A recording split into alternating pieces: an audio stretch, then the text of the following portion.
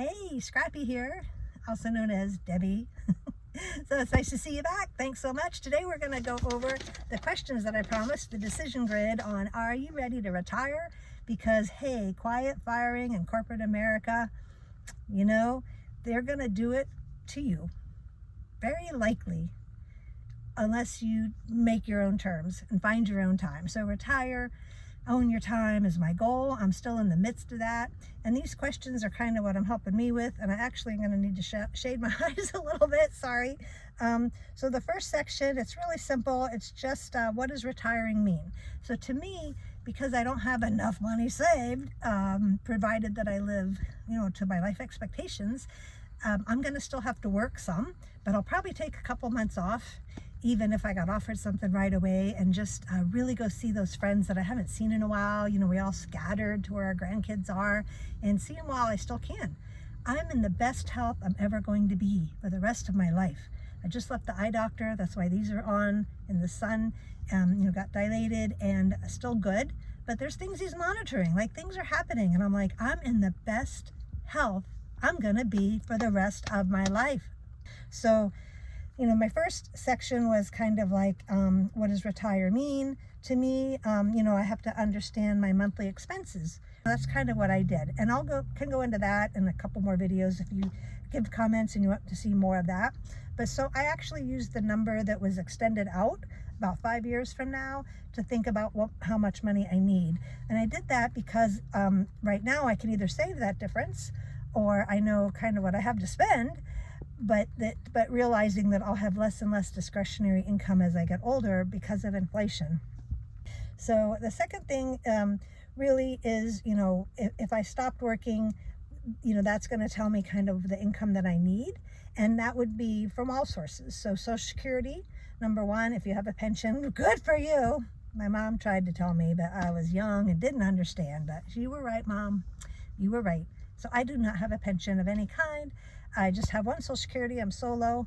So I do have some savings, but the 2008 real estate crash took down my retirement plan of real estate.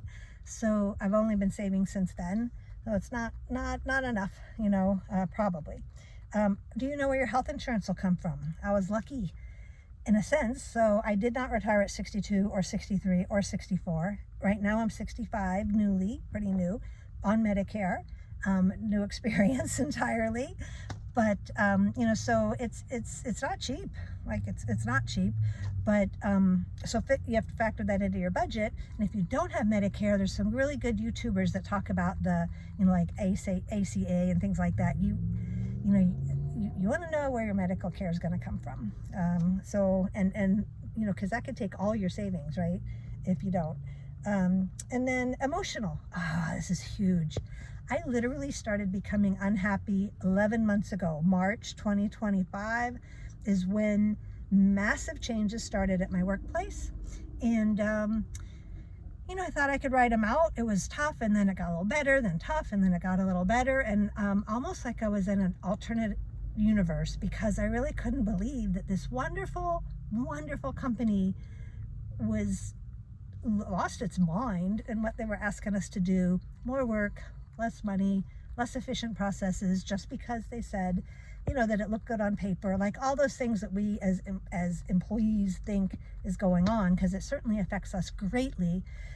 So it's been 11 months. It's taken me this long to think maybe I won't wait till I'm 70, because everything in me was going to wait till I was 70 for that bigger money. It's $1,000 more for me if I wait till I'm 70 a month for the rest of my life. But I don't have anything then from between now and 70. So there's that. But just the thought of it, like in my mind, it's so hard to think about not saving anymore and instead taking from savings. It's a foreign concept to me. But I've been watching other YouTubers. I'm learning so much from them, and I'm so grateful to help turn my thinking around. So emotional readiness, like, do I feel more drained than fulfilled by my current work? Yeah, I do. And I didn't used to. Oftentimes it was stressful and I would complain, but I knew I was good, and I knew that I knew my stuff, and I knew I helped people. And now all those things are not necessarily quite as confident in anymore because of the changes that have come down, not because of anything I've done. So the other thing is, am I running away from that though? So I think this is huge, right? Anytime in your life, if you just run from something, and sometimes you've had to, like you got to run from danger. But do you know where you're running to? If you know where you're running to, and that's what your goal is, and that's where you're going, and you know what you're going to do when you get there, then you're solid. If you're just running away, pause, maybe just pause and think about that. And it's in a number of ways. It's the emotional readiness overall, right? It's just the emotional readiness to not have a place to go in the morning, to not have a paycheck coming in, next Friday. And then also, do you trust yourself to figure things out as you go? If you do, then maybe you'll take more of a leap of faith. I pray, I ask for help from God, that I will know in my spirit, man, when it's right and what's right, and follow. And I've done that before and it's worked out. So I believe I'm getting really close here. And then kind of a life readiness. Do you have interests or curiosities you want to explore? Yeah, I want to go see every friend that is still healthy that can see me.